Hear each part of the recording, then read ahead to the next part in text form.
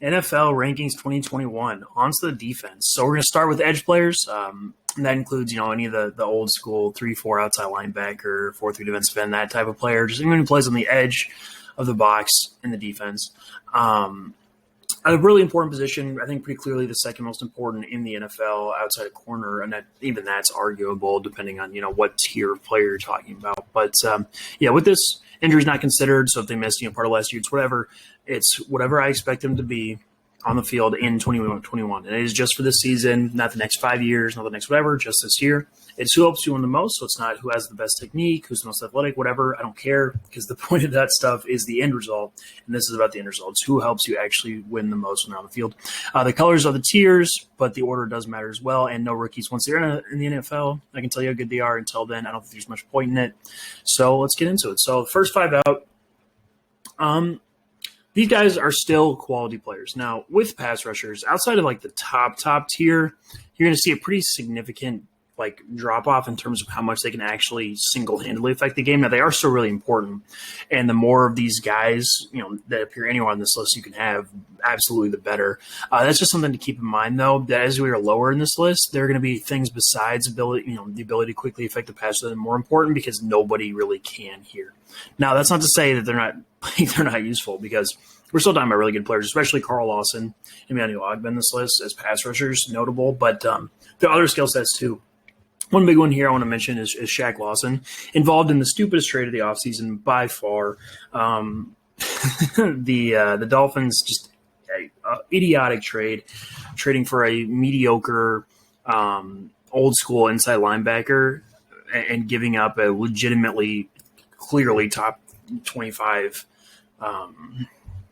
edge player in Shaq Lawson, who's maybe one of the 3-4 best run defenders on this list and is still useful as a passer. So I just want to mention that. It still pisses me off every time I see that. But all these players still absolutely good. But let's get into the top 20. So first, Yannick Ngakoue at number 20. Now, he's closer to the last five guys than he is to the next five. He is a legitimately useful speed rusher, which does not really exist very much in the NFL at this stage. There are some guys, there are a couple more down this list, but he's actually near the top. And that is a useful skill, because there are tackles in the NFL still who are notably weak against that type of thing. Now, it doesn't come up that often, and it's not like he's dominant at it, but that is something to keep in mind. That's what keeps him on this list, despite his run defense being not great. Although I do think it gets underrated. I think people roast him too much for that. He can still, he can make legitimate defensive stops as a run defender by quickly penetrating. Now, it's not super frequent, and he does get cooked and pushed out of plays at times, but that's just something I want to mention. So, into the next tier. Now, these guys, outside of the top one, are really more notable for being run defenders. Bradley Chubb, good both ways, but really kind of lacks the impactful skills of the guys ahead of him, though he's still pretty good. Montez Sweat, again, maybe the second or third best run. Gosh, he's up there near number one probably as far as a outside run defender, edge holding player. He's incredibly good at it. As a pass rusher, he's a kind of a okay speed rusher. He's not great, but he definitely provides some big positives on there. And I think people kind of got lost maybe a little bit in the Chase Young stuff. And Montez Sweat he's for real too. Melvin Ingram, actually really similar player. Now he wants more as a power rusher than a speed rusher once he is on the field, and he's an important one to remember as far as the injury thing. This is if he was fully healthy playing today or at the start of the season, I expect him to be pretty good. I believe he's still a free agent. Actually, his list Chargers on here, but still a good player. Don't forget about him. And Brian Burns. Brian Burns is the next evolution, that speed rusher I was talking about with Yannick Ngakoue. He's just better at it at this point. That's something going into last year I didn't necessarily think, but watching how much he improved in the actual usefulness of what he's able to do, because he wins as a speed rusher and he does it quick. He bends the edge, he gets around, it affects quarterbacks really quickly a lot of times. He's a really, really useful player. Now, he is still fairly weak against the run over a number of snaps, and it's not like he is this dominant pass rusher, right? It's not like he's affecting the quarterback every play, but definitely good. And someone even now, I wonder, I'm going to regret not having higher, but next tier, number 15, Brandon Graham. Another of these elite run defenders who still matters as a pass rusher. Now, he matters a whole lot less than everyone else that's going to come up on this list as a pass rusher at this point. He does a good job of collapsing well, not even collapsing, of pushing pockets in. He can drive tackles back. He really struggles to get off of that and affect the quarterback in like truly meaningful ways, but he's definitely there. His presence is pretty clear. And again, as a run defender, he's outstanding. So still a really good player. DeMarcus Lawrence, actually fairly similar, just better as a pass rusher and a little bit worse as a run defender, but that's a more useful skill set. That's why he's ahead, but really similar. Number 13, Alden Smith. This guy was amazing on the Cowboys last year. He was better than DeMarcus Lawrence. He was better than, what was it, Randy Gregory, who came in at the end of the year. He's pretty good himself. But he legitimately really matters as a pass rusher, and he's still really good as a run defender. I mean, you're talking about a super useful player. Don't forget about him. It was crazy, whatever. He's out of the league for 7 years, and he comes in, is immediately one of the best defensive ends of football again. Is crazy. Really, really good player. Number 12, Chase Young. I don't see any way you can put him higher. Is just the thing. I like him as a player. I think he's really good. But I want, again, people to caution him. I don't think he's nearly to the the level of player that like the Bosa's are, or the guys we're going to get to in the top 10 here. Because as a pass rusher, he's good. He matters, but he's not like in this class of player that will win instantly and kill a quarterback with any level of frequency. He does, like I said, he does useful things. Given in time, he will affect the quarterback, but that's not something that's unique to him. I'd say he's actually really similar to DeMarcus Lawrence, just a little bit better as a pass rusher. Now, will he get better? Probably. He was just a rookie. Defensive ends do tend to, when they improve their technique and stuff like that, I could see him mattering more. But as of now, I don't really think that. And yeah, he was, like I said, he was qualified coming out of college as this crazy, crazy technical pass rusher up there with the Bosa's, just Ohio State comparison. The reason I'm bringing them up, I didn't see that really at all, to be honest with you. He's still really good though, obviously. Number 12, number 11, Shaquille Barrett. He really matters. This is the first guy we're getting to who like actively really matters as a pass rusher.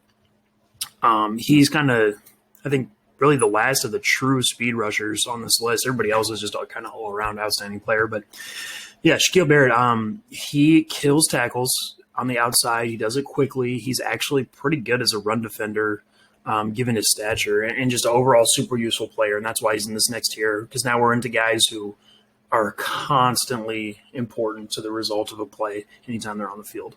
Number 10 is Zadarius Smith. Outstanding run defender. He's the next tier up of the same type of player of DeMarcus Lawrence and Chase Young, as far as really good, really good all around players. He's just a little bit better at this point in his career. Not a whole lot to say. Really good player. Number 9, Chandler Jones. One of the most, I'd say, unique pass rusher we have on this list. He wins in ways that nobody else does. He wins with almost pure hand technique and just length. It's really weird to watch, to be honest with you, but it matters a lot because it's kind of like a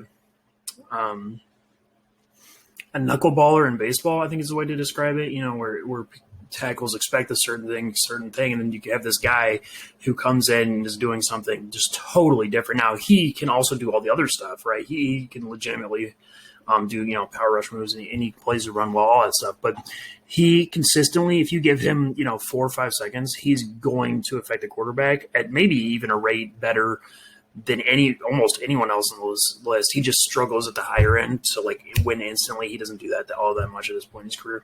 Number 8, Cam Jordan. I think here we're tied for the best run defender, maybe. As a pass rusher, he's definitely good. He's in that same class as Zadarius Smith, Chase Young. He's just, again, maybe a little bit better. As a true power rusher, he actually affects the pocket, all that stuff.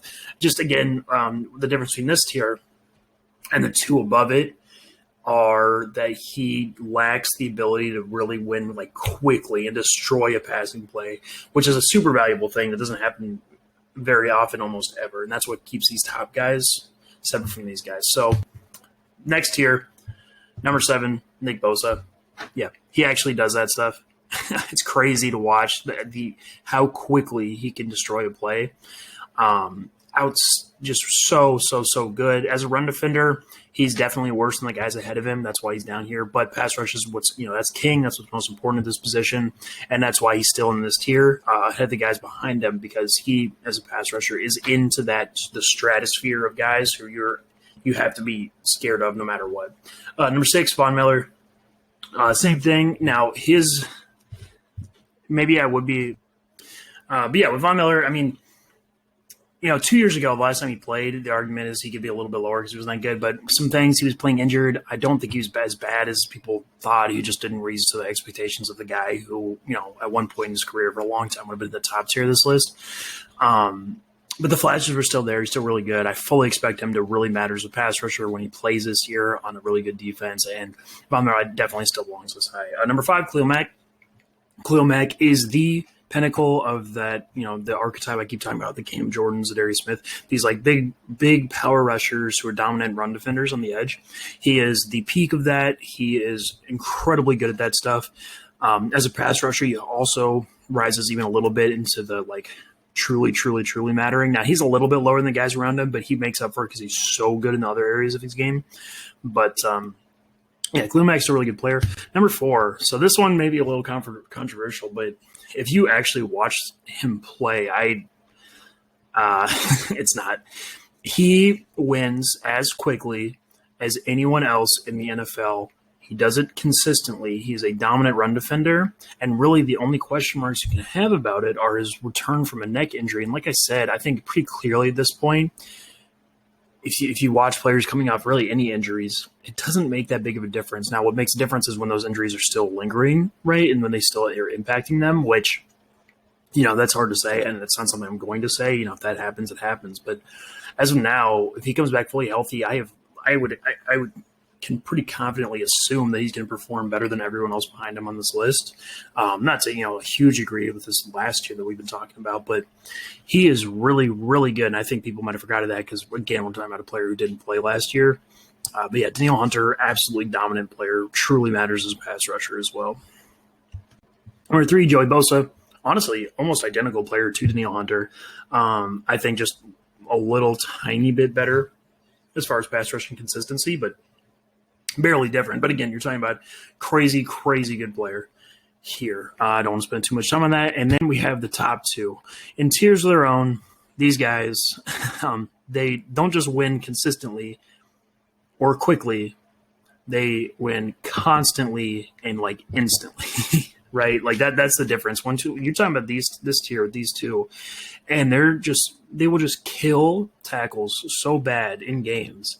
I mean, you see the results, right? It pretty much speaks for themselves. I don't necessarily have to explain it all that much, but we're talking about the players, absolutely the edge players who matter the most. And these guys are effectively tied, but number 1, just a tiny bit better as a run defender. But TJ Watt and number 1, Myles Garrett. Now, these top 2 tiers, keep in mind, are actually really close. They're all guys who matter to this outrageous degree on the impact of any football game they play in. But yeah, that's the top 20 edges. Especially once you get into that green tier, that's where the real guys start. But all these players on this list definitely good, a good position in the NFL, at least at the top. So yeah, that's the top 20 edges for 2021.